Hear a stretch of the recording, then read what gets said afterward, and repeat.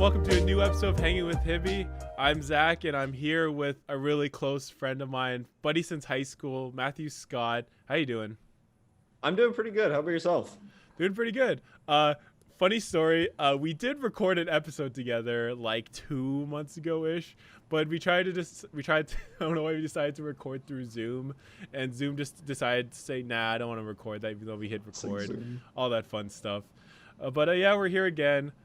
This episode's special to me. Like, I think the next couple episodes I'm gonna have like just people I grew up like in high school, even childhood, just with music in general, with like you and a couple other friends from high school, kind of like shaped of what I kind of listen to now. But yeah, Matt, a little like backstory with Matt and I. Yeah, we went to the same high school, and I remember the first time you messaged me was, hey, you like the Beatles? Because I think at the time I had like a what was it? I had like a Beatles sweater, or Yeah, it was like there's like a Abbey Road photo shoot that the Beatles did, Mhm. and I don't know why I thought it was like the coolest picture ever. When I was at like the Rock and Roll Hall of Fame, I found it on a postcard, and I'm like, yo, this picture is so cool. They all look so hip, and it's just like a black and white picture on like a white background. And yeah, you had like a shirt or a sweater of it, and I'm like, yo, this guy is wearing the coolest Beatles shirt. He knows what the best Beatles photo shoot was. He's a man of culture, you could say. Yeah. Me, the uncultured swine over here, rocking a Hard Day's Night shirt, but then Zach over here is rocking this I'm going all random Abbey Road photo shoot era, or Abbey Road era photo shoot shirt, and I'm like, dang, this guy, he knows his stuff. This guy knows what's up. He can name all their albums. Yeah. But you yeah, can name like every song in order. In order, you know, time, weather, you know, the wind that was going like 3 kilometers at one time. Yeah, all that stuff. But yeah, throughout high school, just Matt and I have just been friends since we both did music together, like band and guitar club. We've just been really tight, and he's the one that showed me like a bunch of like different bands. I can't even think on top of my head, but like the main one, shout out to our city, the Arkells. Like that's the main one that I think he's one that showed me, one of the many bands he showed me, and I kind of stuck listening to them. It's crazy because at the time I didn't really know about them, but you told me we have a festival. We have a festival. I didn't even know I introduced you to them. Yeah, when we did we'll go to later, but like we had, I don't know when it's gonna happen again, but we have a giant music festival thanks COVID. We have a giant like music / art / food festival downtown Hamilton called Super Crawl / Art Crawl, where different bands, different artists just crawls around. Yeah, the Superman crawling around, you know. You just have to walk in, and there's like crawling only. and the person who can crawl somehow the gravity best, like increases or whatever, or decreases, just like crawling only. And then at art crawl, you have to put your hands into like there's a vat of paint. It's like a Picasso painting. And then you just crawl over the streets and put like paint all over, and they're like, this is art. This is what it's all about. But yeah, we have those festivals. I'm hoping by next year it'll be back and running again. But yeah, he was going to one of those. He went to like the past one, or the one that just happened during that time. He's like, yo, you gotta check out these Arkells guys. I'm like, who's the Arkells? Like, oh, they're a Hamilton band. Like, oh, really? And then from there, it was just like, damn, they're from our city. That's crazy. Because at the time, just when you find a musician, a celebrity, just any like person in general, you find out they're from your city. I don't know why you just get like, whoa, that's crazy that they're from here or whatever. Even though Drake's from Toronto, I just like say, yo, Drake's from here. It's crazy. Yeah. We're close enough. Yeah, we're close enough. I was like to say with put a little timer, like it's a long time for me to bring up K-pop, but like there's a K-pop there's a guy in a K-pop group. He's from Toronto. But like to say, yeah. He's from our city. It's crazy. Yeah. K-pop was born in Hamilton. In Hamilton, the Steel City, you know. Yep. Steel City, just right. K-pop is, if you listen to all the lyrics, it's all about. They reference hammer. Jackson Square. It's crazy. Yeah, it's crazy. You just gotta listen closely. Listen closely. From there, I can't even remember. Like, my memory's pretty bad right now, but like the top of my head, that's like one of the main artists you showed me that like it kind of stuck me. Another we were not even local, but One Direction is another one that you showed me. Yo, that was a good time. That was like someone was recording that entire moment that happened, because there was like that weird stigma with like Justin Bieber, One Direction, like ew, like the boy groups and all that stuff. And you're like, have you listened to One Direction? I'm like, yeah, but like I don't. Why would you want to bring it up? Like, you gotta listen to like their new stuff. And you showed me like Stockholm Syndrome for like one of the first ones. I'm like, where'd this come from? Like, this is amazing. And still to this day, I go back to, I can't remember, I always forget the name of that album, but I go back to that album. Four. I keep forgetting that's what they're called. I genuinely hated One Direction before. Like, I couldn't stand them. I thought their music sucked, and I was just like, people only like them because they think they're cute looking boys. And I'm like, nah, you can't look at good music. You gotta listen to the good music. Yeah, exactly. Dang, that should be a quote by me. Yeah, he's spitting over here. But yeah, and I hated them. And then one day they're on SNL and they play, like, they all whip out their acoustic guitars, and I'm like, I didn't know that they could play instruments. And then they play this like indie rock song, and I'm like, what? Like, wait, what? Wait, hold on a second. Since when do they do this? And then like that was on their Midnight Memories album, which was like still pretty poppy except for like one or two songs. And then 4 came out, and my girlfriend, she was just playing the album, and I'm like, yo, this is pretty sick. Zach, you're gonna love this. Zach, I said, you're looking for the new sound? Yeah, I said, this is that new sound. Hey, everyone, you're not gonna understand this, but your kids are gonna love it. Harry Styles during the SNL performance just rips out his solo. I was just looking at him like, what's happening? But yeah, I like, after that, and then like I only really listen to Harry's solo stuff, but like I assume like the other members do their, and I know Zayn does his own thing, Liam does his own thing. I'm not sure if like Lewis does anything. Louis, I don't know. I don't know why it's funny to call him Lewis. What is it? I think it's Louis. Louis Lewis. Yeah, the S is silent. Lewis from Wayside, you know. But yeah, I don't know if, does he do solo stuff? I don't even know. I think they all kind of like attempted solo stuff, but like I think like Harry was considered like the peak, then like Niall and Zayn, and then Liam. I remember Liam's song, and it was like a really weird attempt at like a rap song. It was weird. Yeah, because I couldn't get down I probably with it. heard it through like the radio. Probably heard like other members like solo. I didn't know who it was, but I probably heard it. Probably listened to it after and probably just be like, oh yeah, that's him. But yeah, I love Harry's solo album that came out. It shows that you don't need to be in a group with a lot of like, I see a lot, even K-pop groups, even boy groups in general, and like in America or in general. It shows whenever someone does a solo album, it shows like they don't need like X amount of people to show like their talent. Like he could just, if any point, like, well, One Direction broke up, but it shows that he doesn't need them to like be successful. He could kind of like rock it himself. That's why I can like, respect. Yeah, and honestly, like even the other two I just mentioned, Niall and Zayn, like both of them, like they're all doing pretty well without One Direction. It would be nice to see like a One Direction reunion. I keep hearing things like but they're actually like doing a thing next year. I'm like, are they? I didn't really see anything. Yeah. It's like every year I hear something new about like, no. They've been like hanging out secretly, and they've been recording something, and they're doing something next week. I'm like, where's your story? Like, you're just like, this is like my 10th time hearing this. Like, I need them to like themselves say it. Yeah, but I don't know if it's happening anytime soon. Some bands just genuinely like I thought it was just gonna be like a quick publicity stunt, but no, I think some bands just don't get back together. It's sad, like the Spice Girls. Yeah, the Spice Girls. They did the thing at the Olympics. That was pretty cool. Yeah, that was huge. That was lit. I was fired up for that. I was amped up about that one. Yeah.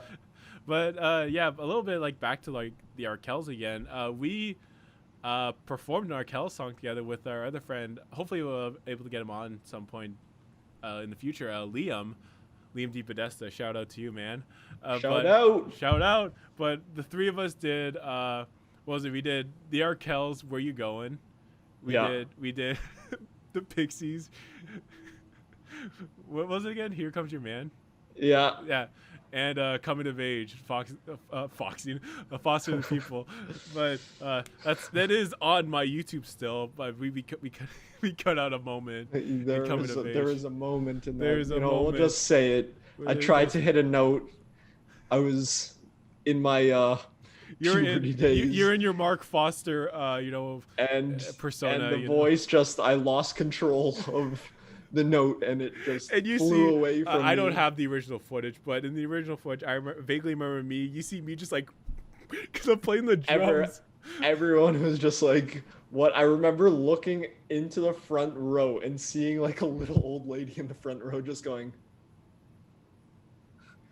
And then I'm like, okay, thanks, ma'am. And that was only on the first chorus. I still had to do 2 other choruses after that. But you didn't forget, it was just hilarious. I just remember, I think, was it last month or so? I watched it recently, just that performance, and just feel bad for Liam because his mic, he's like, so I have my mic here, right? And like, it's just, there's like a visual representation. I'll probably put like a little clip of it, but the mic kept getting adjusted, the mic kept going, like, kept moving. So the stage crew, he's playing the piano here, and his mic is here, yeah, and he's just literally here going like trying to sing his like backup vocals. It was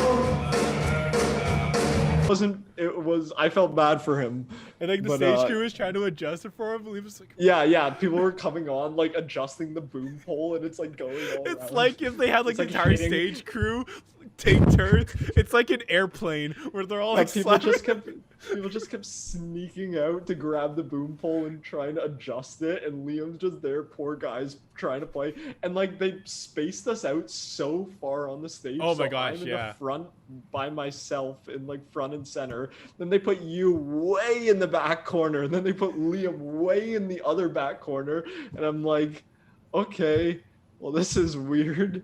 And then Liam's there trying to like break his neck to play. It was an interesting time. But yeah, and then we did Guitar Club together, which was, I would say, like the highlight of high school would be even like band in general. Just doing band music in general is just, you can't replace that, honestly. Yeah. And I still try to keep in touch with like most of the people that were in that circle, which is nice. But but yeah.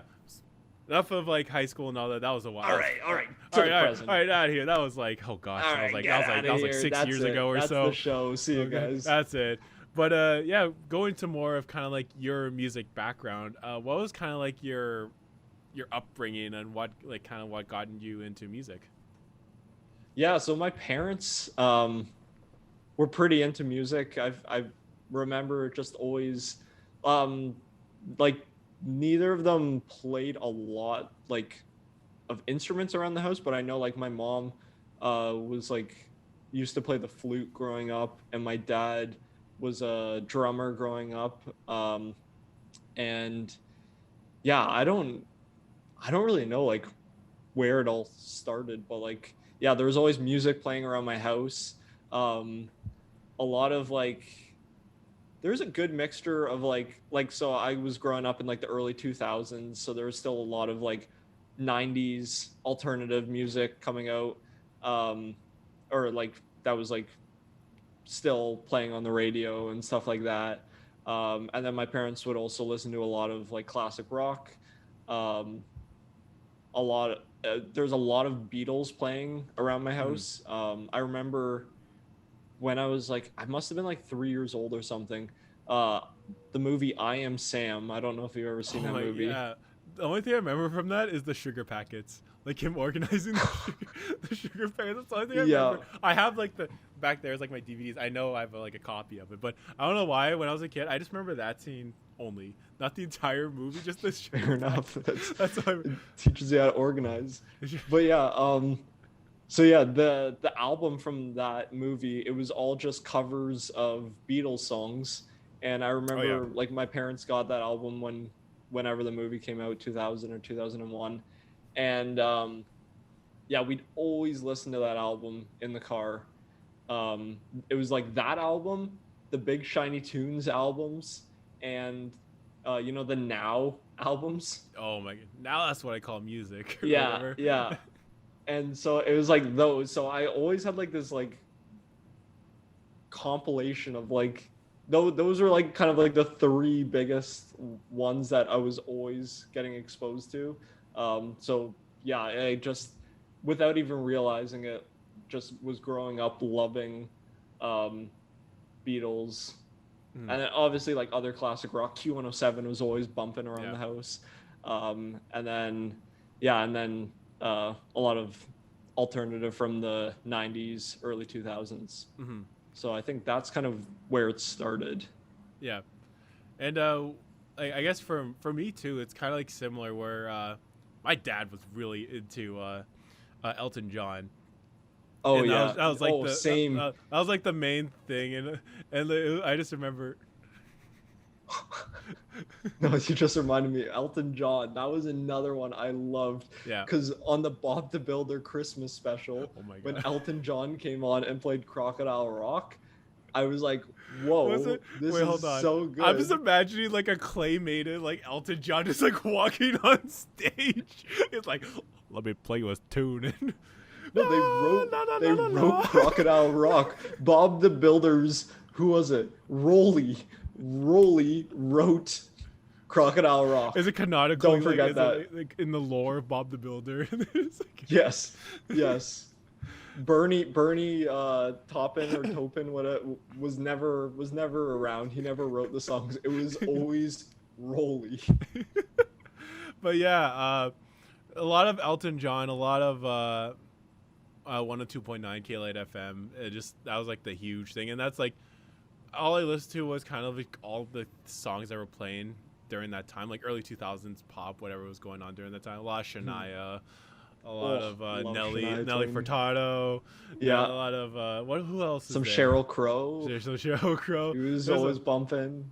there's a lot of John Mayer. We'll go into it later, but what I've been listening to is just like I've been like heavy into John Mayer recently. I don't know why. I just like I have these random things where it's like I haven't listened to this guy actually. Like besides like his hits, like John Mhm. Mayer. He's like I guess I can bring up now. Just like realize how talented John Mayer is and like his Yeah. how he writes music and just watching like see like what goes on in his brain when he like even strums the guitar. He's like, all right, so like, and he just goes on for like 5-10 minutes about like, okay, this is how I did this verse. I did this. It's just I find that interesting with musicians in general.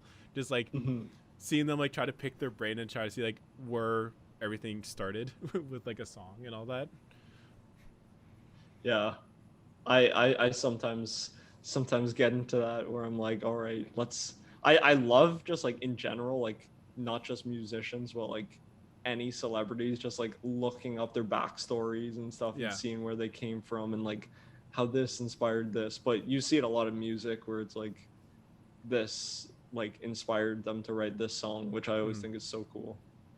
But yeah, there's like a lot of like early 2000s pop. Black Eyed Peas, obviously. That's I think Oh, out of all that the was pop huge. like pop groups or pop singers, I think Black Eyed Peas, I think that one like takes like the number one pedestal for me. Yeah. Like if you can listen to like what was your favorite in like pop group or singer in the early 2000s? It's gotta be Black Eyed Peas. You can't do Yeah, that. like they were just Man. they were bumping. Shout out to There's too much uh, good stuff by them. I don't want to mess up his name. Will I Am? No. Was it Apple D App? I can't remember his name. What is his? Ooh. It's not Will I Am or Fergie. Wow. That's all I know. Apple Diap, yo, he's Filipino. Oh. I gotta give him a shout out.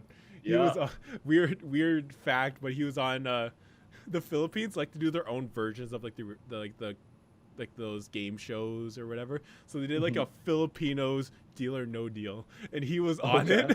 it. He was on it. It was crazy. at the time, I'm like, yo, it's the Black Eyed Peas member. Let's go. Let's go. But yeah, a lot of like we could just talk about Black Eyed Peas for like 5 hours.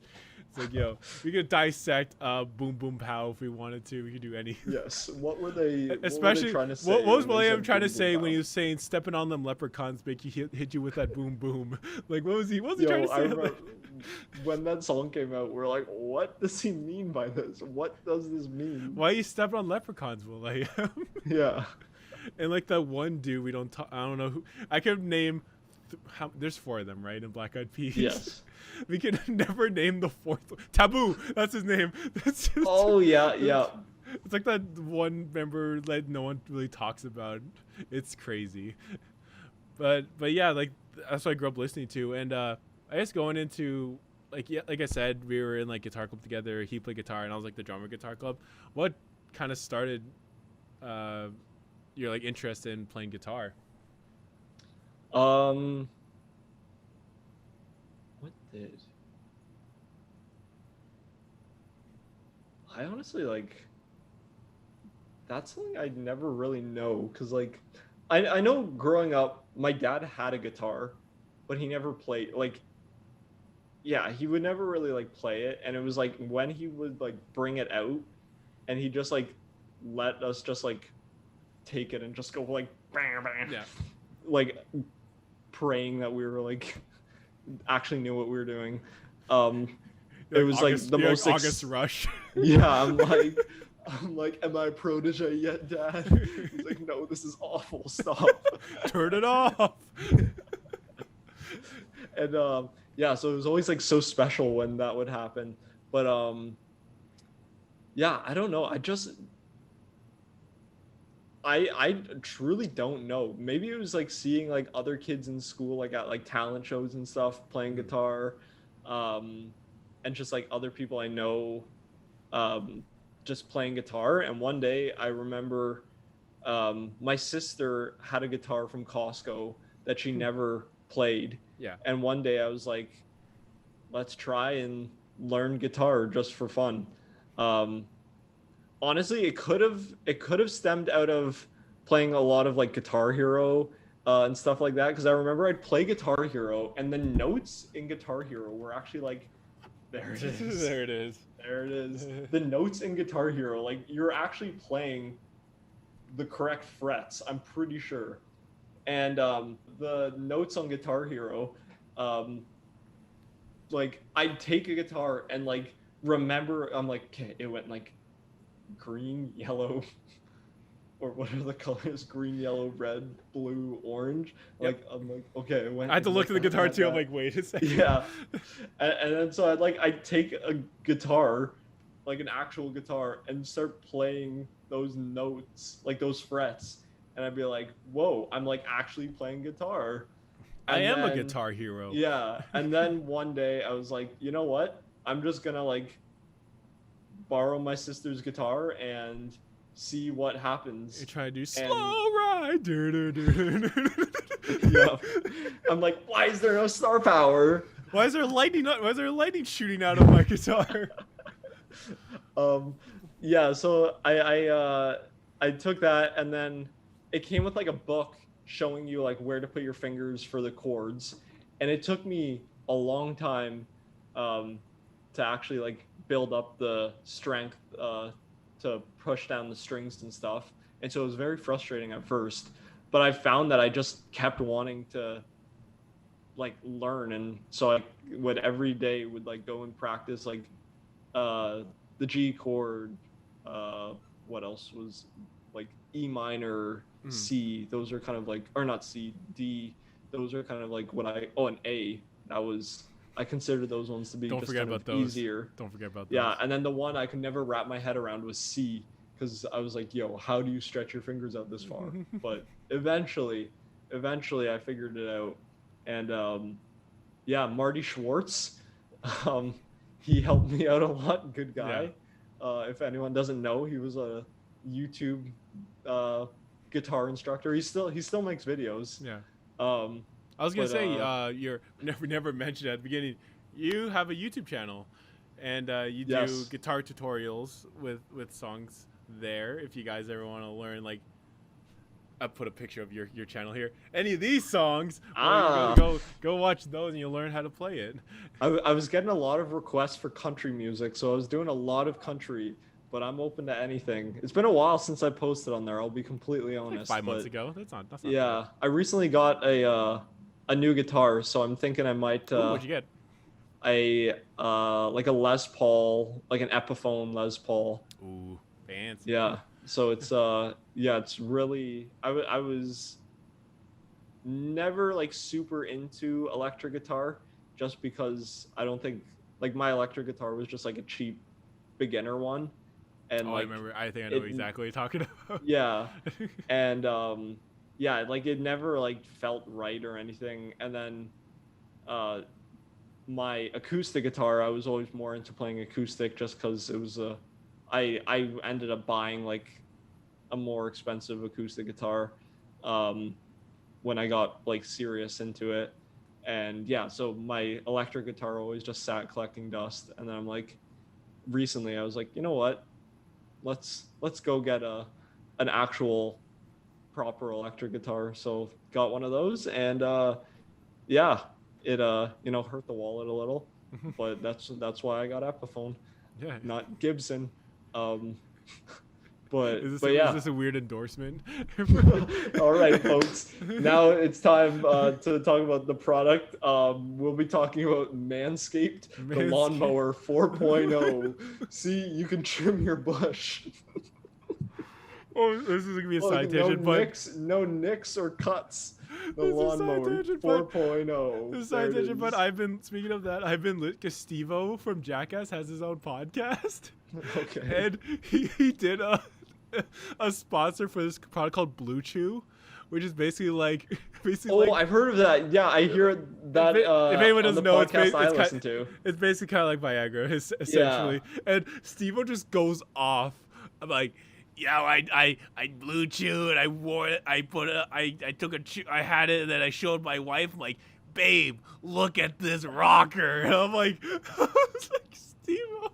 I guess they don't. I guess apparently like with Manscaped and like Blue Chew, it's like you could just say whatever you want. Yeah, I think they just kind of let them say, like, I know I listened to a podcast. It's called Smartless, and it's like Sean Hayes, Will Arnett, and Jason Bateman. Really? Oh, I didn't know what they did. It's pretty good. And kind of like, if you're interested, the premise of it is, so there's 3 of them, and they all have like connections, obviously, in the industry. They're all famous comedians.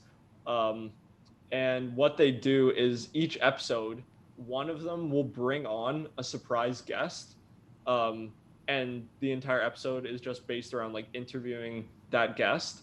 So you'll have like 2 people that don't know who the guest is, and they just have to like think up interview questions like on the spot. And then you'll have like the one person who knows who the guest was that they're bringing in. And they like will kind of, if things go off track a little, like they're kind of have like more structured questions, but there's been some pretty interesting ones. I know Paul McCartney was on, Ron Howard, and it's a good mixture of like there's some like athletes. There's one, Gustavo Duhamel, I think it's pronounced. He's the conductor of the LA Philharmonic. Really? Oh, that's cool. Yeah, so that was and it's kind of like exposed me to things because I've never been like a huge classical music person, but it was cool to kind of listen to him talk about that.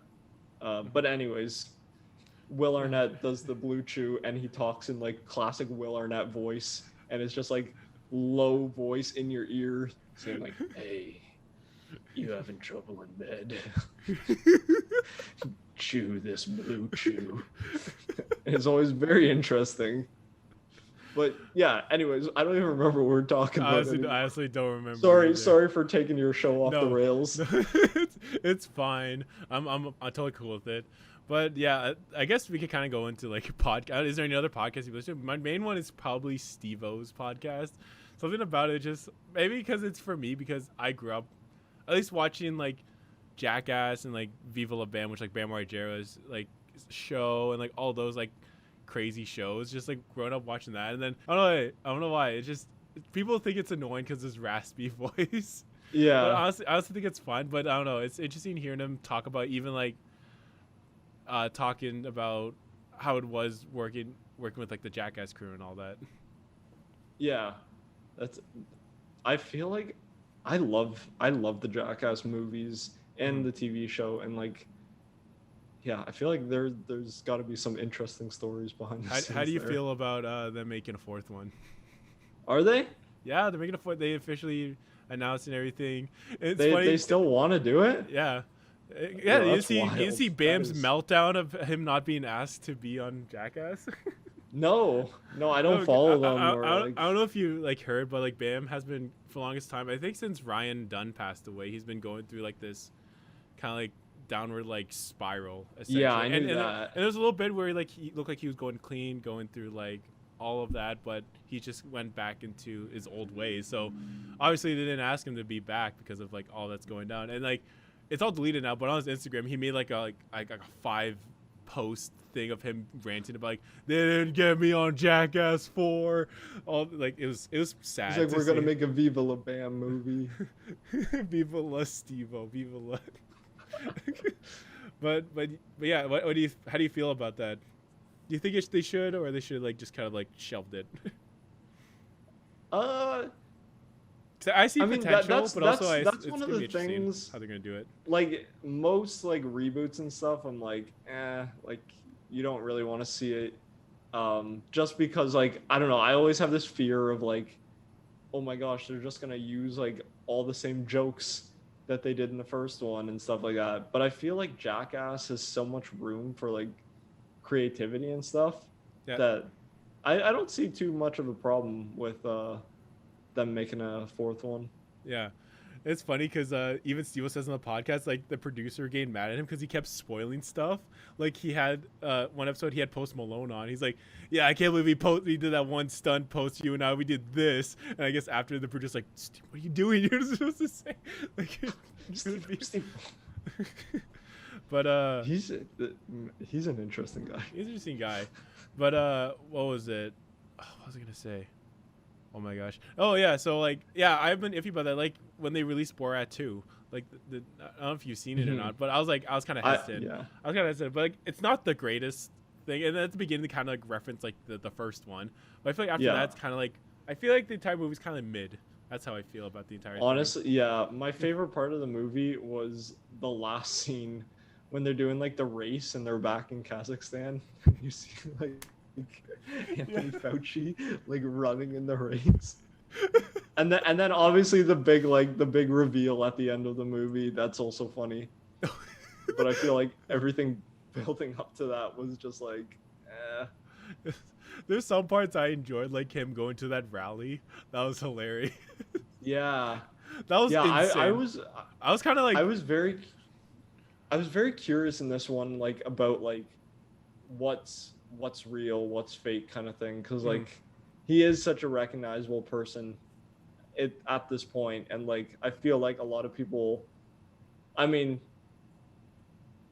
yeah, I don't know. I feel like people know. yeah, they showed But at the you know beginning, Borat like, at least. they showed at the beginning, like everyone's like, "Yeah, it's Borat." We're like, "I'm not Borat" or whatever. Yeah. And like so then there's like still some scenes like when he's in people's houses as Borat, and I'm like, they must know who he is. No, it's crazy. Like there's an interview he did. I can't remember which late night host, but I guess when he like stayed over for like a couple days with like those rednecks. Yeah, that's Like, the part like, I was they're about. saying like apparently he like didn't break character the entire time. He had to like play off this character, but part of me is just like, there must be at some point where he like kind of tells them like, "Oh yeah, I'm filming this thing" or whatever. But like that's still amazing though that he was able to like be able to pull all that off. Yeah, and I always wonder like on all these things, like what does like the camera crew behind him look like as someone who's That's what I think about like video prank production, shows or like reality Yeah. shows, that kind of thing. Like I would love to see like if there's like hidden cameras or stuff. How did they hide the cameras?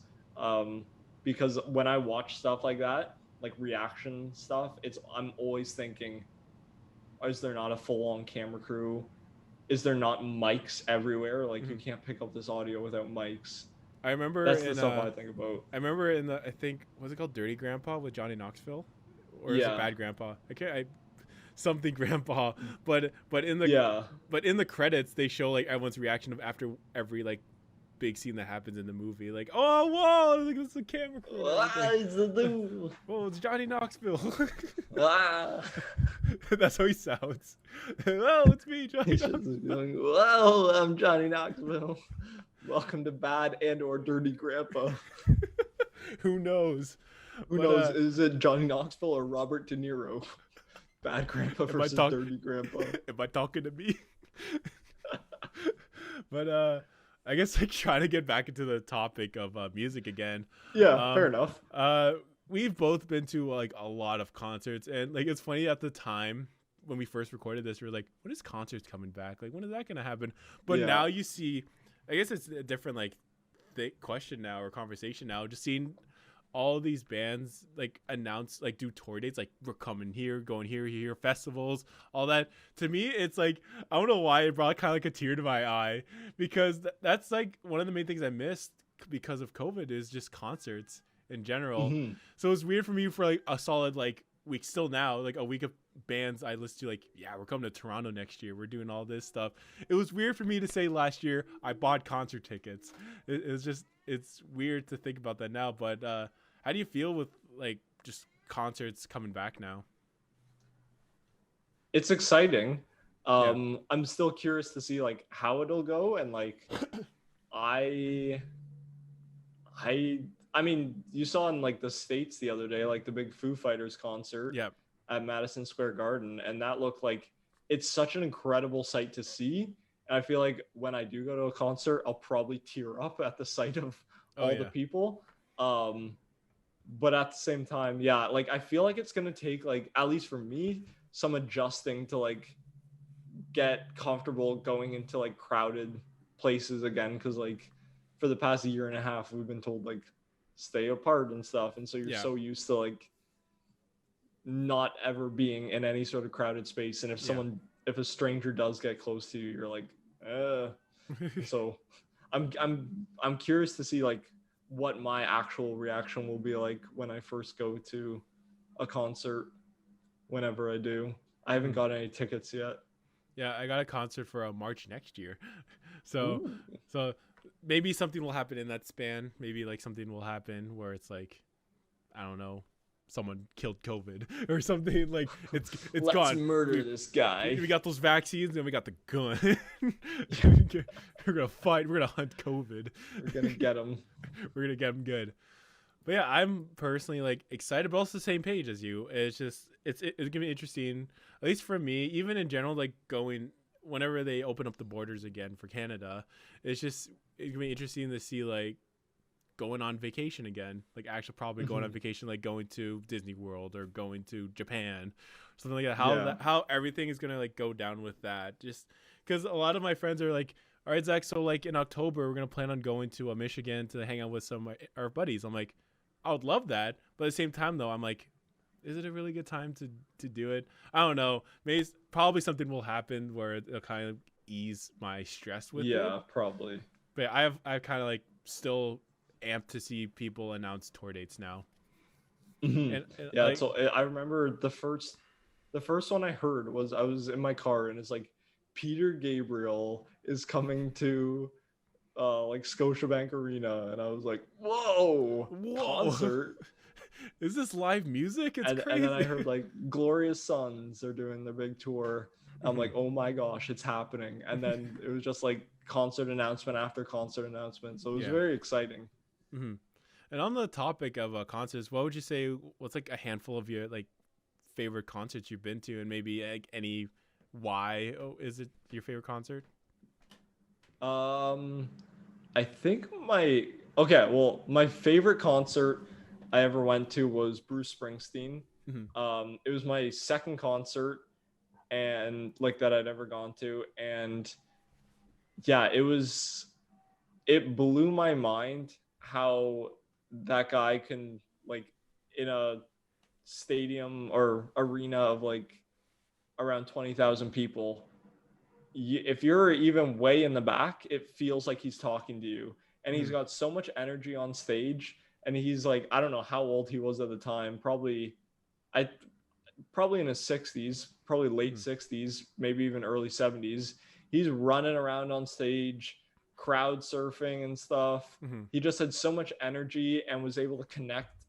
So, whoa, cut this. Coming of age. Oh no. He had so much energy and he was just able to connect so well with the crowd.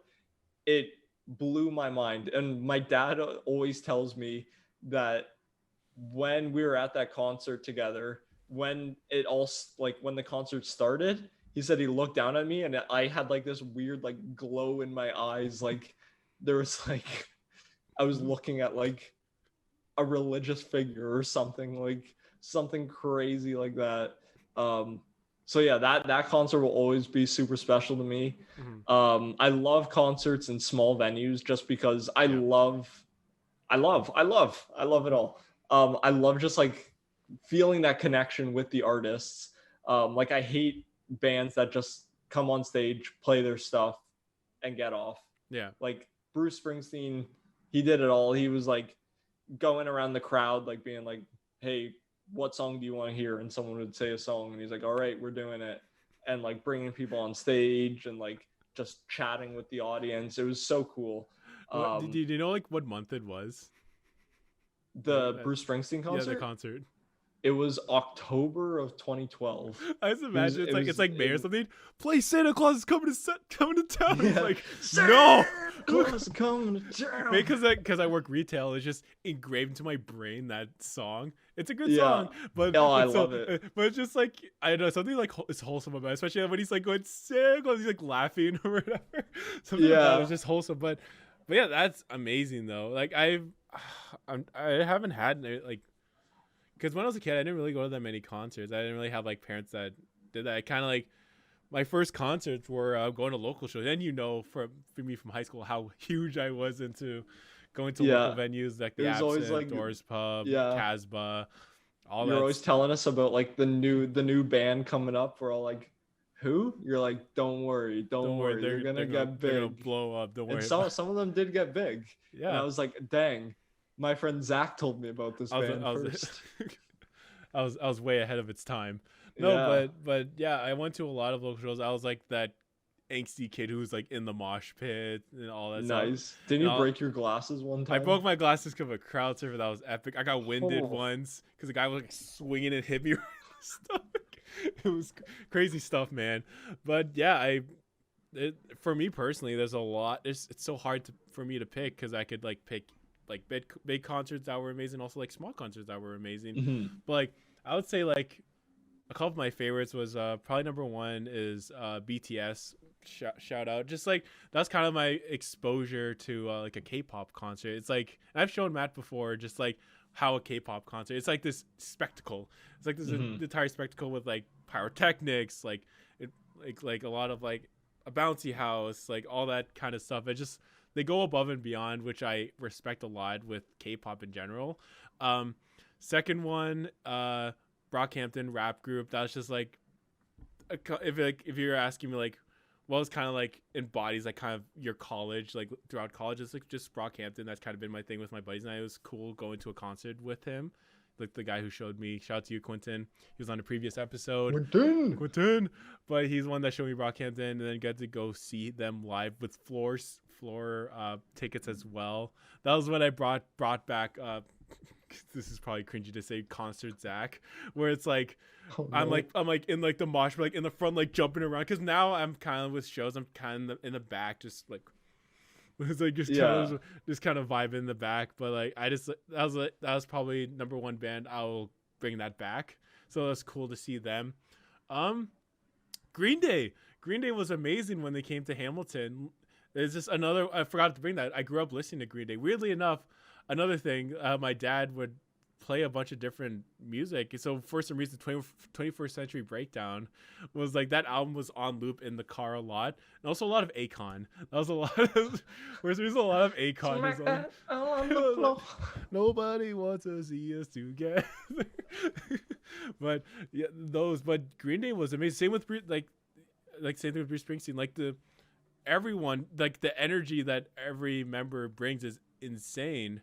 Like Trey Cool, Mike, Billy, Billy for probably a lot of people could say the same thing if they seen Green Day live. He likes to do the "Can I get away, yo?" and just aim the mic at everyone say it. But throughout the entire time, he did it so many times. It's I just find it hilarious that the 10th time he did it, it's like halfway through his set, he's like, "All right, way, all right, guys, can I get a way, yo?"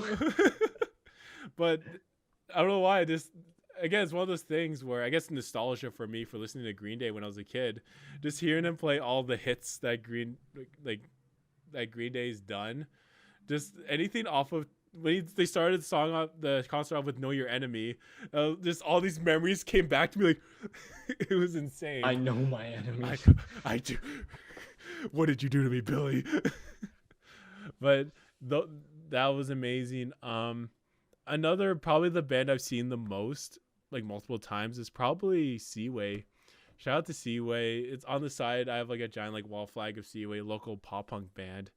Kind of seeing them grow as a band, just seeing them at the beginning to where they are now is mind blowing to me. Just seeing kind of this new wave of pop punk popping off, and especially now there's another sort of new wave of pop punk going on. Just seeing them, kind of hearing them play their song on like on FM radio or anything like that. It's just for me, for any band that I started listening to when they first started to now, it's just so it's kind of like tears to my eyes. Like, yeah, they made it.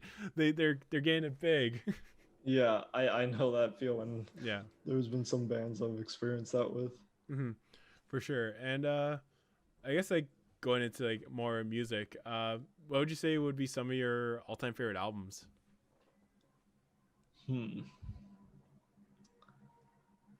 That's a good question. Well, one would have to be Sugar Ray Greatest Hits. All right. Followed by Len, Steal My Sunshine, just the single. Well, there was a little week or two of high school where we just kept listening to that song. I remember grade 12 Comtech was peak of us just screwing around listening to different music. That was around the time when I was I used to really like these Now That's What I Call Music albums and the Big Shiny Tunes albums. Let me pop them into the CD player and see what's on them. And then I played them and it's just one play. And I'm like, oh yeah, this brings back memories. And then it just fueled the flames of Matthew's, if it wasn't from the year 1999, 2000 or 2001, I didn't want to hear it. I ain't about it. Yeah. Okay. Actual favorite albums. I've always tried to have one. What? Those were your favorites, Hangman? Oh, sorry. Okay, yeah, sorry. So number 3 favorite album would have to be the Beatles. Yeah. So I think I've always tried to have a favorite Beatles album, and that's kind of changed as I've aged and wizened in my music. No. Yeah, I think currently, and for the past few years, it's been the same. Rubber Soul has been my favorite Beatles album. Yeah. What else do I like? 4 by One Direction. We'll throw that one in there. Yeah. Cage the Elephant, Tell Me I'm Pretty. Oh, I really like that album. That was another band you showed me. Of course, I showed you that. Of course, I heard "Ain't No Rest for the Wicked." Who hasn't? But you started showing me no, they have even more hits. And you showed me "Shake Me Down," and you showed me just a bunch of different songs by them. And then from there, I went off listened on my own, and yeah, they're legendary. At least for a lot of people, I would say not everybody, but people would probably, if you bring up Cage the Elephant, they're like, oh yeah, Cage the Elephant. Because at the time in high school, there was this huge 102.1 The Edge, that kind of indie rock was bumping. Like, Yeah. oh my gosh, like Death from Above, Royal Blood was later, but like those kind of bands were like popping off during that time. Yeah. Yeah. Um, yeah, I remember seeing Portugal the Man open for um, Cage the Elephant when I saw them in concert, and I was like, "Dang, this Portugal the Man band, they're pretty good." But like I was just like, "Dang, they're pretty good. I hope they have some success in the future." And then the next year, it's like, and I'm like, "Dang, I saw them before they were Portugal big." is the man. You could see. Yes, these guys from Portugal. Okay. I'm so bad with like picking favorite albums because so much of my life I just listened to like compilation albums. So Oh like it yeah, was always like, oh, my favorite album was like Red Hot Chili Peppers Greatest Hits. Beatles won. Like Yeah, obviously. yeah. Um yeah, so I think yeah, ones that definitely stand out are Rubber Soul, um for Tell Me I'm Pretty. Oh, I'm embarrassed that I can't think of any other off the top of my head. Don't have to be like a That specifically. Just throw like any. yeah, like I said, it was a lot of compilation, like Red Hot Chili Peppers Greatest Hits. We destroyed that CD. We listened to it so much. I like I mentioned earlier, like what music you listen to. What have you listened to lately? Um, yeah, so I always try and like listen to albums. What I would always do is when I was like driving somewhere, I would always like be like, okay, like I've got like a 45-minute drive or like half an hour drive to work. I'd be like, okay, I'm just gonna download a full album and just listen to the entire album on the way to work because like it's like my mind's not like doing stuff around the house. It's just focused on driving and listening to the music. So that was something I'd always do to like expose myself to uh, different albums and stuff. And now, not driving as much, I haven't done that as much. Just do like just do a lap around your like apartment, Yeah, just like listening to an album. It's the yeah, same thing. like oh yeah. Or get like those like kid like little cars and just You just see me like riding my bike, listening to like I don't know, Run DMC. like your bike Um, DMC. so yeah, right now I've kind of been um it's still like a lot of Indie 88 is a station Yes. I always listen to. And so that kind of exposes me to just a lot of upcoming or recently released like indie music, but they also play a good selection of like hip hop music as well. So I get kind of exposed to hip hop through that. Um, and then yeah, just different like just like new rock playlists on Apple Music. They've got one that's just always updating with new rock music, so I'll listen to that a lot. But as far as like actual specific stuff, what songs or artists have I been bumping lately? You go first. Let me think about this Okay. one. Okay, let me pull up my recently played on here. Yeah, yeah. uh, I'll pull up mine. I don't know if you watched the new the Bo Burnham special Inside. I don't know if you've seen that. Yes. Yes. I'll be honest. I'm in the minority of people who did not enjoy it at all. Mm-hmm. Yeah, I'm the opposite. I really like it. I guess like, for me personally, just kind of again relating to like him trying to like record this album or record this entire performance, but then there's days where it's like, hey, I'm still working on this. Like at the point where it kind of has like a breakdown at like Mm-hmm. towards the end. But yeah, I really like that. Um, a couple more. Brockhampton's new album is really good. I'll send you this other Olivia Rodrigo. I just because I keep hearing about her new album and kind of like her music, and that was just kind of what I've been. I gave it a listen. I thought it was all right. Like Yeah, yeah. It wasn't too shabby. yeah, Cause what was it? What's the one song? Good for You, I think it was. Good Yeah, for you. yeah. Because I hear like on TikTok or like the radio or Yeah. whatever. But like oh, I dig it. And then I listened. Yeah. I'm like, I thought it was all right. It was good. Again, I don't know if I'm the minority of this. The new Lord song, I thought it was all right. I don't think it's like. Yeah. I don't think it's I've like listened to that one a it's few cool times. that she's back, but it's just like it was all right. I'm excited for the new album that she's gonna drop, but Yeah. a lot of another local pop punk band, Rarity. Shout out to you guys. You guys rule. I interviewed them like way back, like in 2018. I think it's still on YouTube. Back in 2018, I got to interview Zach them. interviews. Zach Rarity. interviews Rarity. Yeah, them. They dropped an album. Was it 2 years? Oh gosh, it was two. I thought it was last year. 2 years ago, they dropped an album, and it was really good. I find myself saying really good a lot. Like, for example, I originally was gonna make a top 12 favorite albums of 2020, and I just canned it because after looking back, I say really good. Like, number 11, this album, it's really good. Really good. What else is there to say? And then this album, Skrilla's album, it's really good. Let me tell you something about this one, folks. It's really good. It's really good. Another one, this emo band Origami Angel. Shout out to Jenna for showing me that. Another really good emo band. But another one I've been listening to a lot is because of not to get too personal or too dark, but like one of my buddies passed away recently, and he was really into Slipknot. He's like probably the biggest Slipknot fan I knew, and I love Slipknot too. So like there was like a solid like 2 weeks where I just was going through a discography, just listening to a lot of Slipknot.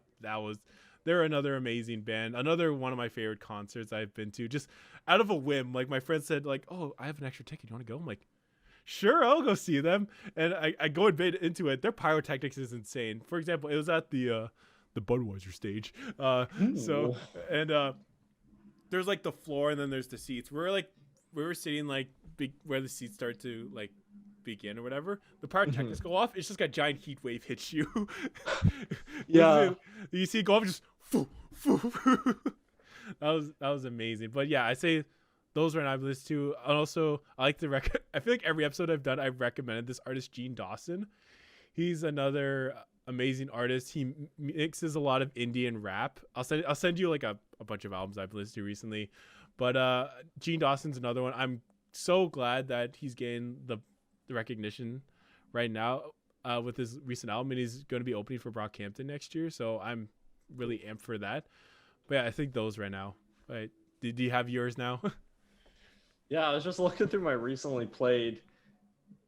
Honestly, it's a bit of everything. Dayglow. I don't know if you know Dayglow. I listen to his stuff here and there, and I keep telling myself I'm gonna listen to like a full album because the stuff I've heard by him is really good. The Sheepdogs' new song. Oh yeah. What's it called? Keep on Loving You. It's such like a chill southern rock vibe. Oh yeah, Sheepdog vibes. Yeah, one of my favorite genres is like just like when you can walk that tightrope of like, I mean, it's hardly a tightrope, but like country music and rock music. Yes. And like find that balance between the two. That's like some of my favorite music. And so yeah, that I find they do that well.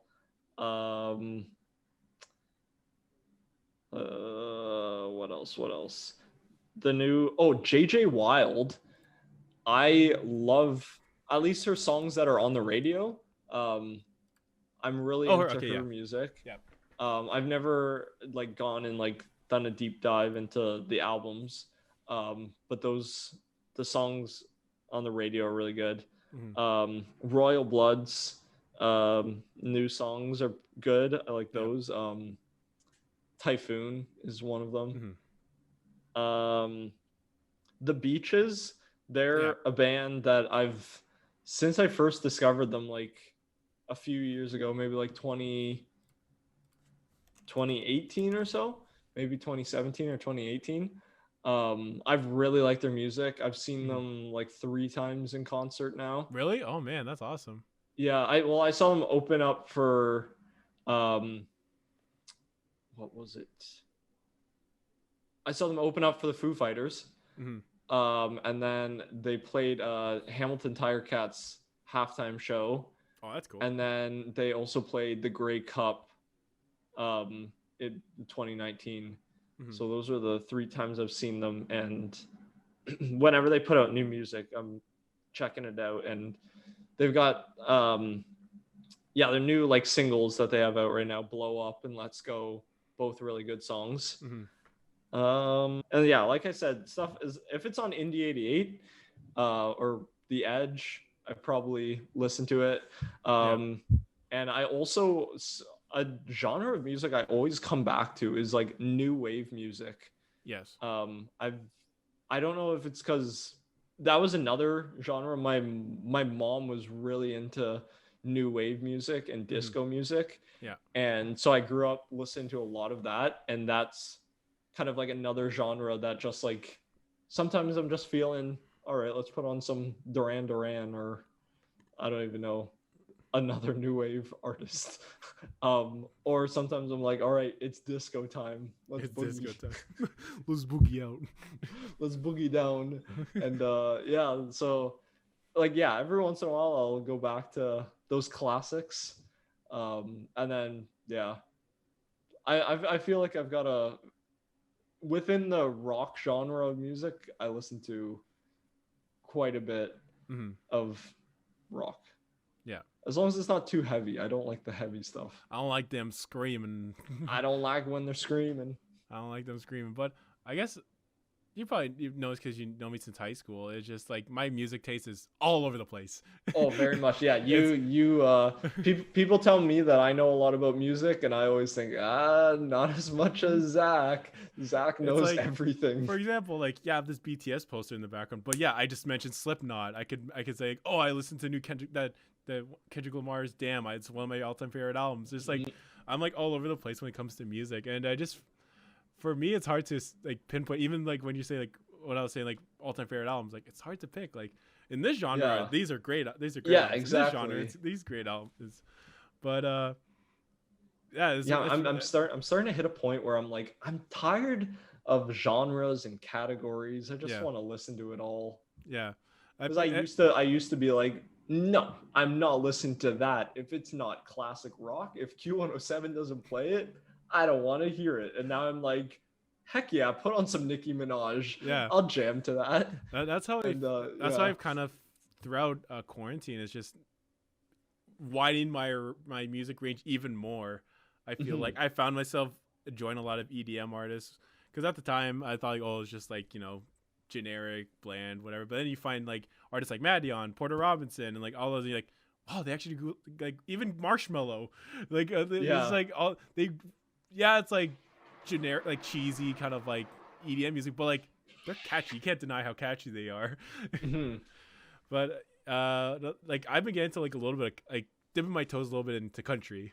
Like I only listen to Orville Peck. I don't know if you know Orville Peck is, but that's been like kind of like the country artist I've been listening to a lot. No, I don't think so. But yeah, maybe he's a country artist, and he wears like this mask. Oh, okay. I was gonna say, is he the guy with the mask? He did a song with Shania Twain. I've never listened to his music, but I've heard of him. Yeah. Yeah.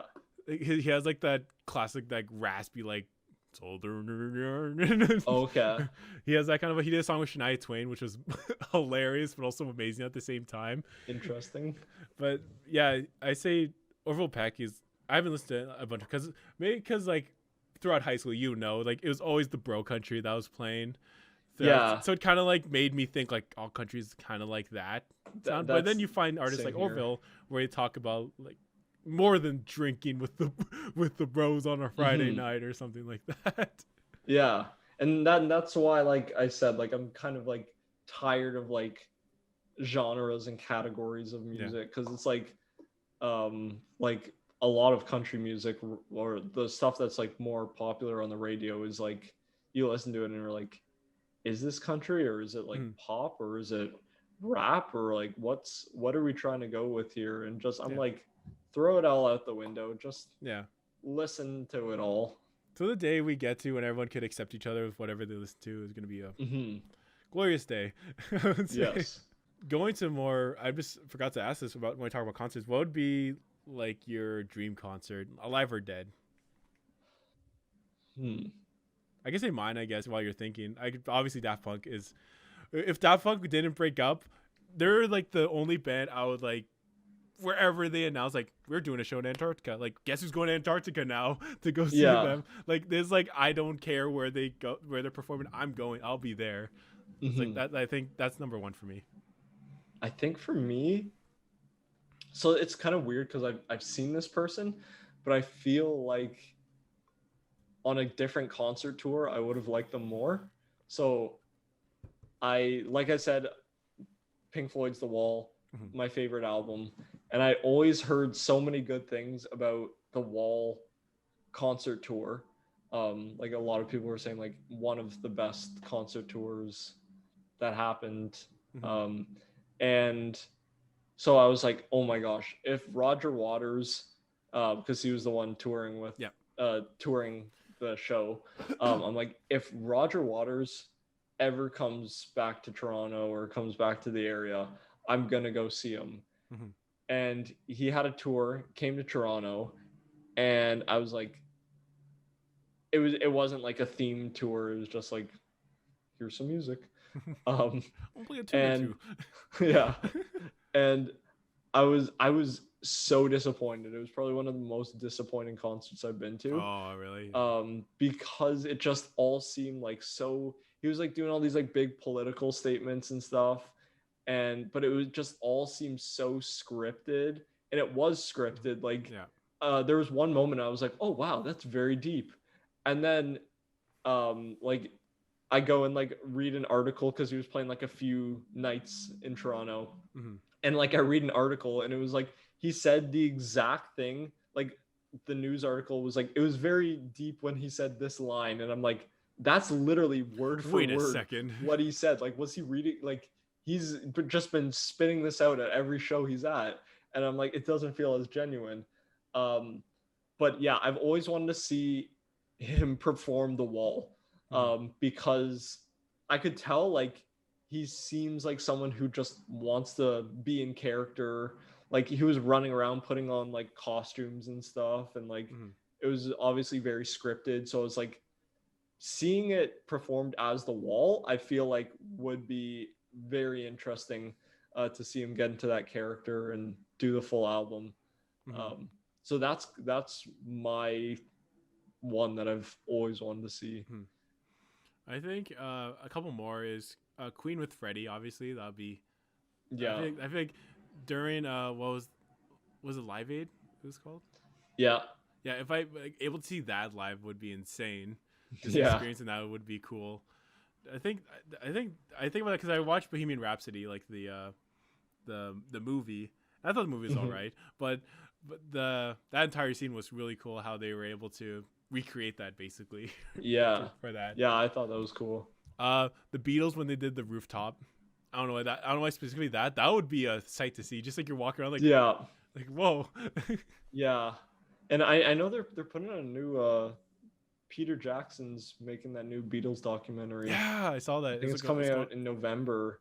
Is it Or going like on Disney Plus or something? I think I saw it yeah, was it's like going a on that. three I still have to watch three night the. event. I still have to watch. They did another one. I think a bit ago. I haven't watched it yet. Oh, I'll eight watch it. days a week. Yeah, 8 days ago. I haven't watched that yet. I'll probably watch that Oh, tonight. that is one of my favorite documentaries. It is so good. We'll go And into that movies and makes documentaries me later, but well, yeah, okay. but yeah, I need. I'll probably watch it. Probably after this because I just realized like I kept that's like on my queue like number one, but I haven't gone to it.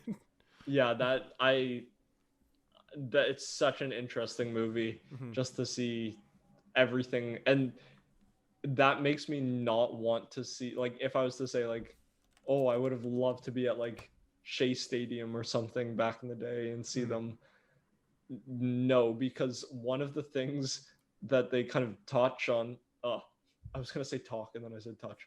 One of the things that they touch on in that movie is that the Beatles were so big that the venues that they were playing weren't even prepared for like how big they were. And so like they'd be like at concerts and they would come out with tiny little like speaker systems, and they pull out their little Bluetooth speakers and say, okay, here we go, Their Beats Ringo. pill. They got their Yeah. Beats pill. Yeah.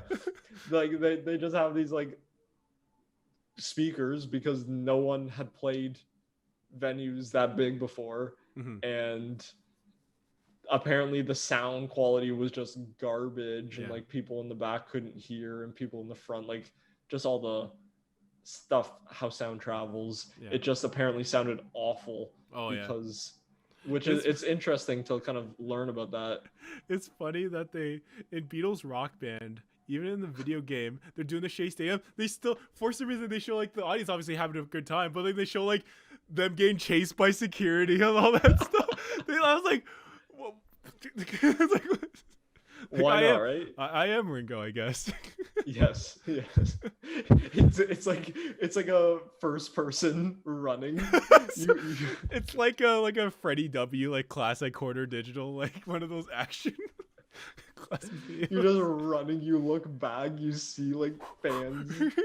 A fan like comes out. It's literally like zombies. A fan like comes out of an alleyway. You're like, oh jeez. Oh no. And it's like, get to the car. Your objective is to get to the car. Then you get to the car and it's like, press X to enter the car. You're like, I'm pressing it. I'm pressing it. You're about to like open the door, something, a hand comes out of nowhere. It's a fan. It's like, whoa. There's a fan in the car. You're like, whack them. No, you get in the car like, oh, suddenly the driver turns around. It's just another. The driver turns around and just starts crying. It's like in Home Alone 2. I don't know why. In Home Alone 2, when he gets in the taxi, it's like the driver's a really sketchy dude. But speaking on the of Beatles documentaries, the one that apparently that it's been like it's rare, you can't really find it, is the Beatles Let It Be documentary. It's Yeah. just, and like apparently they fight a lot in that, because that was like around the time they're kind of going through a rough patch at that time, and they showed a clip of them like kind of arguing. They're like, why'd you stop messing up? And they're like kind of going off at each other. Ringo goes, I've got blisters on my fingers. Ringo, that was 4 years ago, man. You gotta Ringo, go. stop, buddy. Come on, get some band-aids or call his phone. I still got him.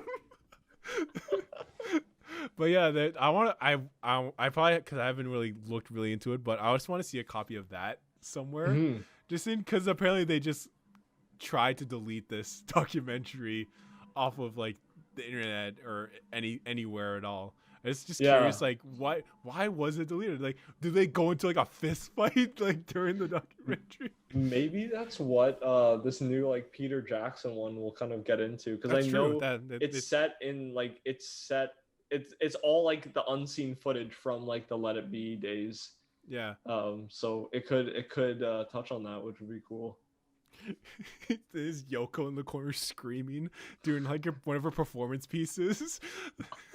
And then John's just crying. He's like, "That's beautiful, day," and everyone's like, "This is garbage." And then Ringo goes, "I've got blisters on my fingers." Have you seen? I found a clip a couple of weeks ago where she was doing some like art exhibit thing, and she was doing a performance piece. It's just her guttural screaming for like 5 minutes, and then I was like, I've never heard any of her solo work. It's hilarious. It's a trip to go down. There's like one night where I was like, let's do this. Like, why is everyone Yoko? And I was like, oh.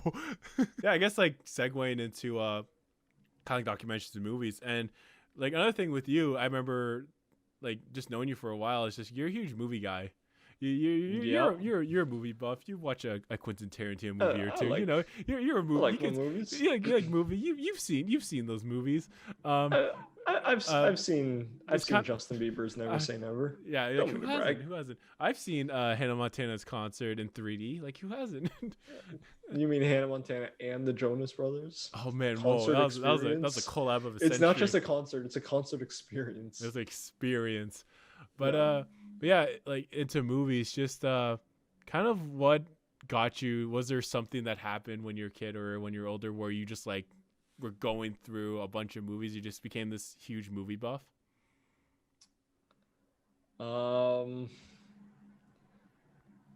Once again, it's just something like it just kind of happened.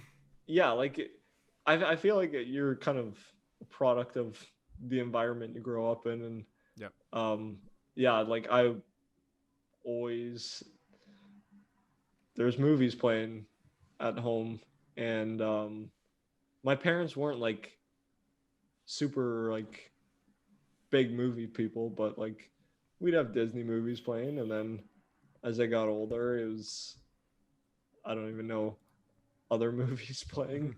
Yeah. Yeah, I don't think there's like one point that I can pinpoint. And then yeah, just as I got older, like I was just like, I want to watch all the movies. Mhm. I want to see all the I movies. want to see everything. Name all the movies. Yeah. But yeah, I don't think there was any specific point. Mhm. Yeah, I would say the same thing. It's even music. It's just hard for me to pinpoint. Yeah, I grew up with like a musical family and all that, but like there's a point where I kind of like branched off and like listened to my own thing, because it was at the time I was listening to like a lot of like the radio music, whatever I listened to. Then that's when like high school came around and I just started listening to my own thing. I was like with me with movies. There's like I can't really pinpoint it, but I remember watching a Studio Ghibli movie for the first time in high school. Like whoa, like hearing like seeing all like so much talk about like the animation and like how amazing the cinematography is and all that stuff. It's like, wow, it's crazy. And the same thing, like during quarantine, I went through all the Marvel movies. Like just, it's just one of those things you kind of just on the whim, you just get into. Yeah. Yeah. And is there any, what movies have you saw recently? And like, can you give like a little like short review of any of them? What have I watched recently? I watched. Do you have a letterbox? I do. Yeah, you know what? We'll go I follow your letterbox. I'll open mine too. Let's. Isn't it so weird that like we just track everything we do now, and it's like, all right, what did you do recently? Because fortunately, everyone's memory has been shot because of quarantine. So yeah, watched Legally Blonde the other night. Oh, how was that? What? How was that? Not bad. Inspiring. I watched this as a kid. I should watch that again. Casino. I watched that. Oh man. Yeah. I love Martin Scorsese, and yeah. I feel like for someone who constantly says I love Martin Scorsese, like I haven't even seen like a good handful of like his biggest movies. Yeah. And so like whenever I get the chance, I'm like, all right, we're watching a Scorsese movie, and they rarely disappoint. So yeah, Casino. I gave that one a nice review. I watched Twister. Wasn't a fan. Man, it was you. It was you that you made like. Did you do a review of it right on your letterbox? I think it was you that I saw. Yeah, I remember seeing that as a kid. I was disappointed. I'll say that. I just remember that scared me when I was a kid, I think. And then there's the Universal Studios ride that I went to too. Oh like, yeah, I never went on that, but I heard about it. That's like one of the little things I remember from, because I went to like Disney World and Universal when I was like 4. So I remember going on Twister. I'm like what is happening? There's a cow flying. Yeah, the cow. Everyone loves the cow. Just the ending of that. I still remember the ending of them holding like that. Yeah, like, and then I was like, wait, so like, in that scene, the thing that confused me so much, in that scene, there's horses running past them while they're like, and I'm like, wait, so the cows would get sucked up into lower class hurricanes or tornadoes, but this one, which is the mega tornado that's gonna suck up everything, doesn't suck up the horses just prancing around, and like is literally like it shows the shot of them just sitting there at the end holding like that bar or pipe, whatever. Yeah. And it's just them and horses. And like the horses weren't strapped down. And they get up like nothing happened. Like, oh, that was crazy. The end. Yeah. Yeah. I just felt like the movie went like nowhere. It was like, yeah. And then Zootopia. Watch that. Oh, that's great. Not too shabby. It was good. Yeah, it's like I feel like not many people talk about that one, Zootopia. At least in my circle, I haven't really seen people I watch not really talk about Zootopia, and like just like the entire like message behind it too. Yeah, it's amazing. It was surprisingly deep. I wasn't expecting it to go that deep. And Shakira's in it. Like, how can you not? Yeah, that song by Shakira. Trying to see. Oh. I hate that. That was. Oh man, such a bad song. A banger, you mean? Oh yes. You're not a Gazelle fan? But yeah, whenever the weather gets like really nice, I like stop watching movies as much and Mhm. just watch like quick TV shows because like Yeah. I like to savor these nice Canadian summers while we have them. Yeah. And so yeah, For sure. recently like I haven't watched like a ton of movies. Like that was those 6 movies were the 6 that I've watched since the start of May. Mhm. But like in the winter, like I'll be watching like sometimes like a couple movies a day. Um, but yeah, recently it's been more TV shows. Yeah, recently it's been a lot of Seinfeld. Oh, Working Seinfeld. through Yeah. that one. I've been meaning at some point I want to watch it because I haven't really that and like Always Sunny. I want to like see Yeah, I've heard what a lot of good things about yeah. that one. I want to hear Have like you why. watched Nathan? Have you watched Nathan for You? No, but I've seen clips of that show, and I think that's right up my alley. I feel I Oh, like. I would it enjoy. is. It is. I watched it. I forget when, like within the past year, Mhm. and man, that might be one of my favorite shows. It is Yeah. so funny. I went through all the John Wicks recently with my friends because Okay. I've only seen the first one, and I didn't really see the other ones. But like for someone who like The Matrix is one of my all time favorite movies, and just seeing kind of Lawrence Fishburne in it in the second one. It's not really it's not a spoiler. It's in the trailer. Okay. But for me, have you seen the John Wick movies? No. No, but there it's just I don't know how it's an action movie, but it's like so nicely done. I don't know what like how it works. Like some action movies, like something about some action movies, it's like really bad. Like how they, I don't like how they make a It's bad just like action movie. blow up, blow up, blow But up, like, but with no John plot. Wick, it make it like interesting. I don't know how to describe Okay. it. Like yeah, it's like shooting, explosions and all, but like I don't know why. Maybe because of just the plot of the first movie. Just like it's not a spoiler. Like someone kills his dog. Yeah, yeah. And then I don't want to spoil it if you ever watch it, but like you find the reason why, like the dog is important, and it's like, oh, yeah, I understand where you're coming from. It's just him going on like a revenge thing, like you killed my dog, You killed my dog. and then at What some the point, dog and then doing? what the dog doing at the at the beginning of the movie that happens, and then like the villain is like the guy's son who does it, and then the son's like, yeah, we went to John Wick's house and we killed his dog, and then the dad is like, you went to whose house? Oh, John Wick's. And even him, he's like, he starts shaking. He's like, you don't fuck with John Wick. And he's like, it's like you messed up. Like he's retired now, but you brought him back because you did all this stuff. Oh, that's And he funny. like and he tells him like, this is what John Wick did. This is what he did before he retired. He's just doing all this stuff, and then son's just like, oh no. I don't know if you've seen Mitchell's versus the Machines. It's like the new No, like Netflix I've anime seen movie. it come up, but I've Yeah, never watched it. it's surprisingly it's not the greatest animated movie, but it was still fun. It was a fun movie. Okay. I don't I, have I, it. I love I love switching up between serious movies and sometimes, like I said, I watched Legally Blonde the other day. I was like, Yeah. sorry, that's one of the serious movies. Yeah. No, it's like sometimes you just want something fun, and I'm like, if the movie makes me feel good, uh, that's all that matters. Yeah. The Mitchells versus the Machines, I don't know why. It's one of those like humor where it's kind of like bam bam bam bam bam, like kind of like I don't know how to describe it. Kind of like I guess like Adventure Time, like that kind of Cartoon Okay. Network kind of humor. It's like that kind of humor, I would say. If you like that kind of stuff, I feel like Mhm. you would. I enjoyed it a lot. Minari was another. And mean, I never watched that one. I kind of just stick to like if it's on a streaming service. yeah, Yeah, so that one hasn't been on any of them, so I haven't watched it just that seemed like one yet. this sudden, not sudden, but it's been going for a while. But like Korean, even Asian films in general, like pop, like Mhm. Parasite winning an Oscar. That was huge, and that was like an amazing movie. I put that in like one of my favorite movies. We'll go into that after like favorite movies, but I would say Parasite is up there with me.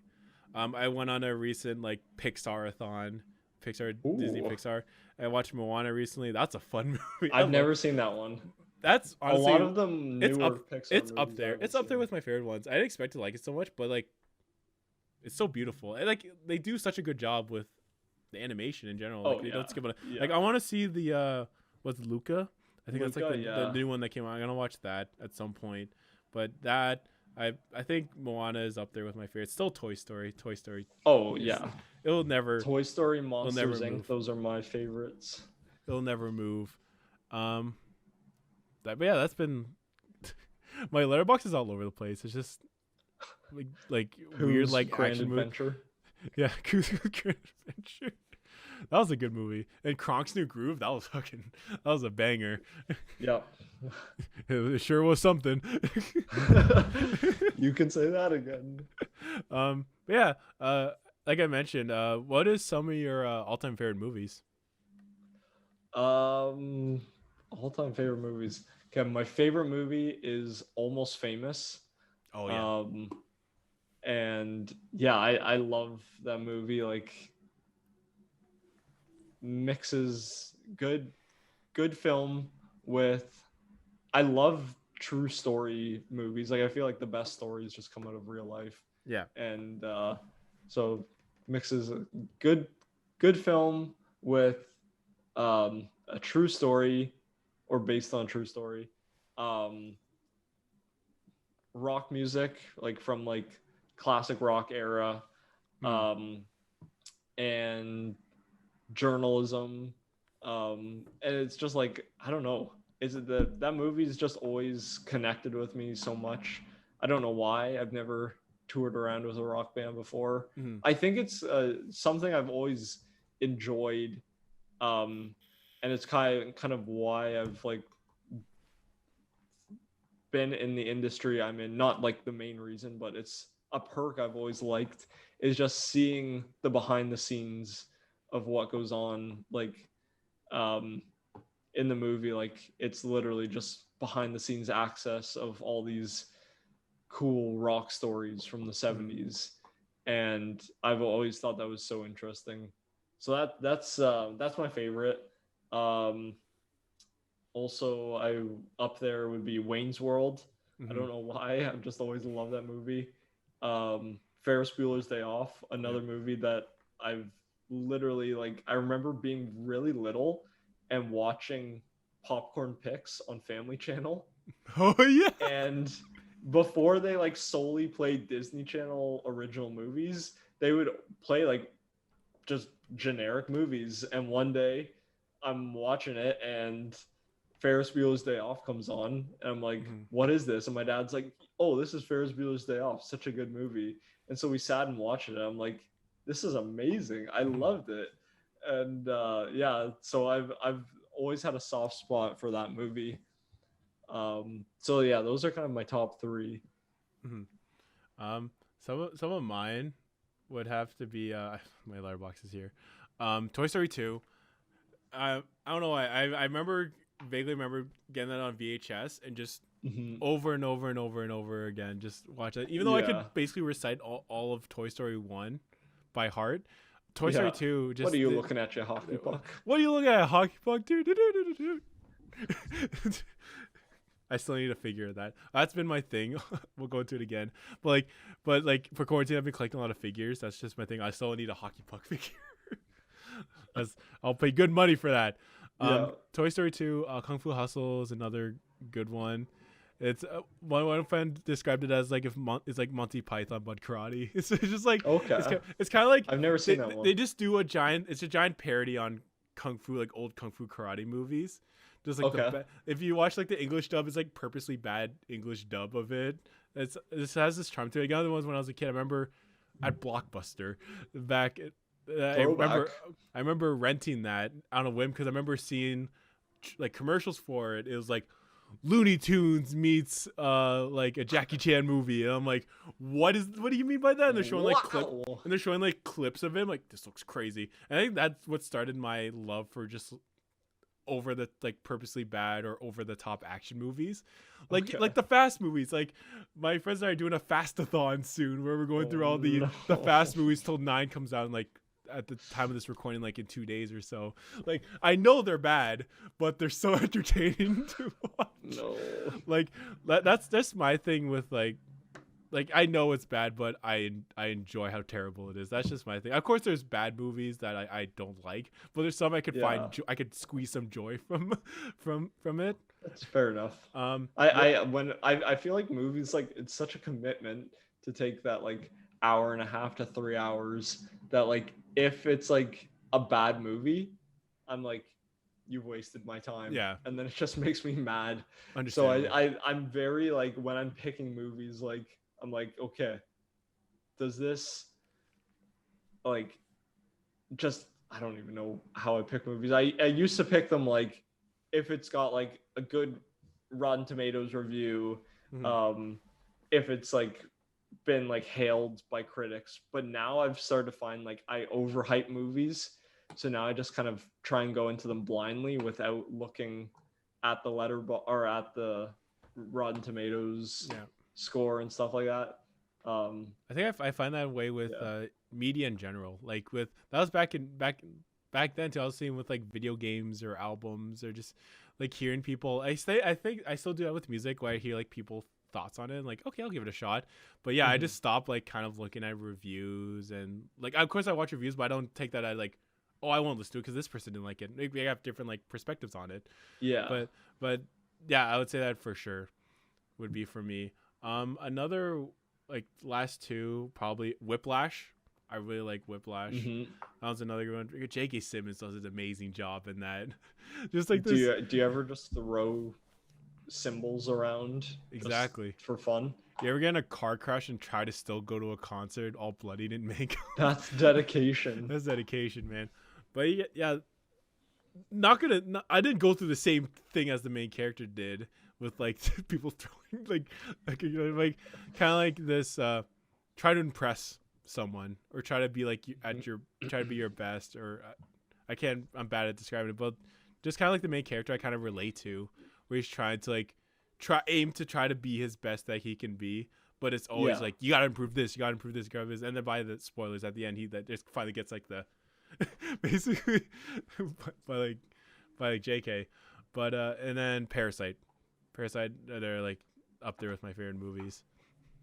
Right on. We could like go into a little bit more, but you were a part of what is it like Brock University's like TV program or like media program or Yeah, so it's Brock TV, so it's Brock a TV. like it's a student run organization separate from the university. It's part of the students union.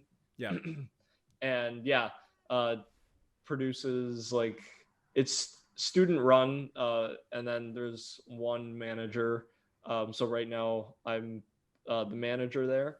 Mm-hmm. And yeah, it film like campus content, just stuff that students um can engage with. Mm-hmm. So there's a lot of like sports content. We do all like the live streams for sporting events, but then we also do like sports, like documentary style stuff for the team, or Mm-hmm. like a hype video for the team, and then different departments around Brock, videos for them. So we kind of, it's like a bit of everything. Yeah. Uh, yeah. How's it? I was gonna ask you with that is like how's it like working for that I guess industry? I love it. I it like film has always been something like, growing up, like looking, it wasn't until like recently I look back and I was like, oh wow, like it's, the interest has always kind of been there. Like I was like looking back at like videos that I'd make back in like grade 5, and I'd like try and make like stop motion movies with my Lego, and like, Mm-hmm. here's Luke Skywalker meets Harry Potter, what adventure are they going to go on? And so I've always kind of had like liked film as a creative outlet. Mm-hmm. um and then yeah, in high school that kind of like ramped up even more, with especially in that comtech class that we were Oh in man, together. that was great. And then If I had footage yeah, of it, if I had clips of it, I would put it right here, but I don't have any on me uh, right now. yeah i I don't know if I have any lying around. I probably do somewhere. um but yeah, so yeah, and then that's kind of like just brought me to going to Brock, and then getting involved with Brock TV, which has taught me so much Mm-hmm. in video production. Um, yeah, I love it. Like I said before, I love like the behind the scenes access. Like I've gone bands that have come to Brock. I've got to go like backstage with them and film from backstage. Some of them are like there was one before the show. They're like, "Hey, are you filming the concert, and I'm like, yeah, I'll be getting like angles from like backstage and of the crowd from the stage angle. And they're like, come on stage. And I'm like, what? And they're like, yeah, just like obviously don't get in our way too much, but like if you want to like walk around, if you want to walk around on stage, yeah. And like there's people probably at the concert like watching, and it's just me walking past with the camera. But yeah, like I love it's so cool to have that behind the scenes access, and like that's just with concerts. Like same thing with sports, like I get to see the whole production that goes behind the sporting event. Yeah, that's interesting. Like I was kind of, not really, I was like kind of like dabbled a little bit in the radio industry when I was in radio broadcasting at Mohawk.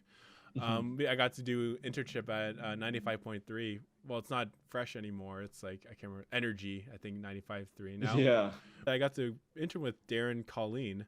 They're like, since high school, I've been listening to them with my mom, and that was kind of our thing. And then finally being able to intern with them and get to sit down with them and listen about like how they started in the industry, and just being part of the show with them too at times. I think it's still on my channel, just like me being on 95.3, Zach the Intern. There it is. Yeah.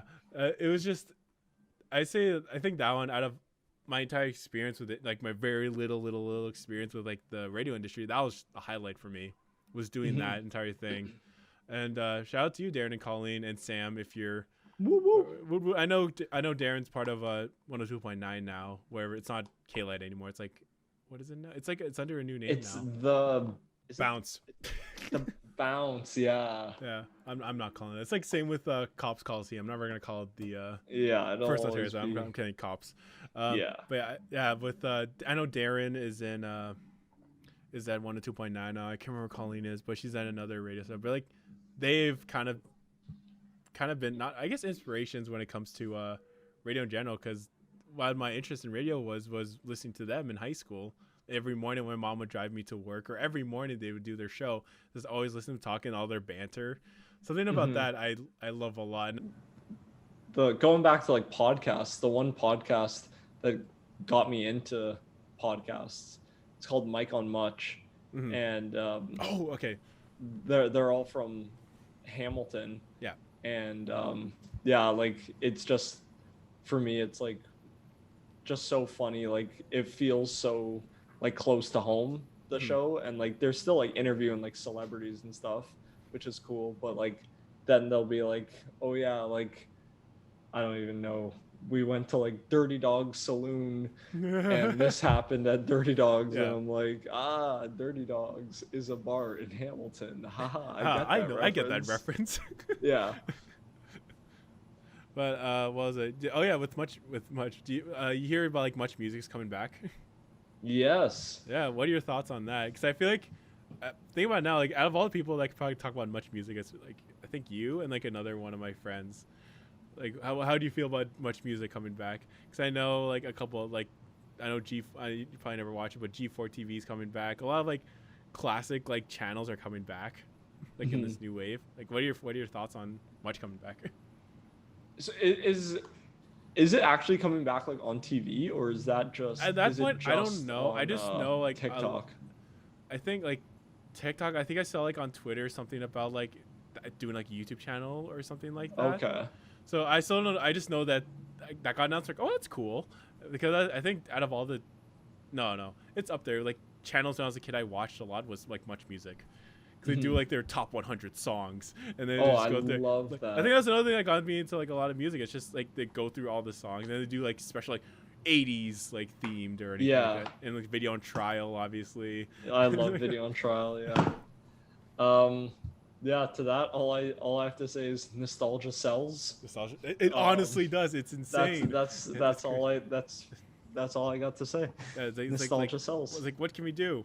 Let's bring this back. Like, okay, let's bring it back. But yeah, I think this would be a good stopping point for the podcast. Do you have any like final thoughts at all, Matt? Do you only get a shout out? Your next cover coming out. You're engaged. Congratulations on that. Thank you. Yeah. Shout out to my fiance Amber.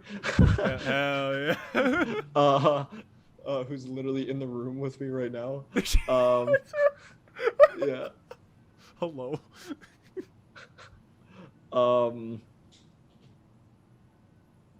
Oh, I thought she was gonna come on. Amber, if you want, you can come say hi. Grabs like a fried, but don't If talk you want, about. you can come say hi. Shout out. Congratulations again. Oh, he said congratulations again. Thank you. No problem. Thank you. No problem. And do you want to say anything? Any thoughts on Matt in general? That's a loaded question. No, okay, no. One question. What's your favorite movie? Amber, what's your favorite movie? My favorite movie? Yeah. Grease. Grease. Good job. It's the word. It's the word. I remember this brought back a memory. That was back when I was really into High School Musical. Okay. And I was like, oh, there's more musicals. What's this Grease one about? And I just remember. Oh wow, watching that was one that like, since I was probably like 1 year old, I was watching that, which is like, I feel like that Grease is like the most inappropriate movie that every child, like Honestly, majority of I remember children hearing have seen. Like, there's a line, I can't remember which line, in I think it was Grease Lightning or something, where they say something. I'm like, how did I listen to this when I was a kid? Like, yo, this Yeah. song. Yeah. Yeah, and like as I got older, I'm like, oh my gosh, they said that? And then like as I got older, I'm like, I just kept getting older and older, and like every time I'd watch it, like every few years, I'm like, wait, they said that? All these years they've been saying that line in this movie? Who let kids watch this movie? Like, I don't know why. It was just like, it feels like it's so universally like, here, let's just show our 3-year-old this movie. It's a fun thing to dance to. But there's so much going on that it's like, okay. Yeah. Like, it wasn't until like I don't even know, like, maybe like 4 or 5 years ago, I'm watching it, and like, there's the scene, like, the condom breaks when they're like in the car, and they're like, they like say something about it, and then I'm like, wait, the condom broke? And then like a few years before that, she said something like, I'm watching it, and she says something at the end about how she's like knocked up or something, and she's keeping the baby. I'm like, wait, she's pregnant? What? Wait a Congratulations, Rizzo. Spoiler alert. Whoa, you had all the time in the world to watch that, to be honest. Yeah. And then yeah, it's just like every time I watch that, it's like, wait, they this is a kid's movie? You pause it for like 20 minutes, just like explain to whoever you're watching with. Let's do a deep dive on this. Let's do a deep dive. This is a children's movie, and they're like, no, this isn't. This is rated like 14A. No, it's a children's movie. I think that's a good stopping point. We had Amber on. We had talked about Grease for a little bit. Perfect. We got a bit of everything. Yeah, exactly. So I want to say thank you, Matt, for being on here. For all the rambling we did. I feel like it's gonna be a fun time editing this. But yeah, this has been fun. Yeah, it's fun. Hopefully we don't lose the footage this time. I hope OBS. OBS, I'm looking at you. Don't mess. Dang. Yeah. Dang, Nab. We gotta do it again. But yeah, shout out to Matt for being on here. I'll link all of his socials and his YouTube obviously below. And yeah, thank you guys for watching, and see you guys in the next episode. Peace.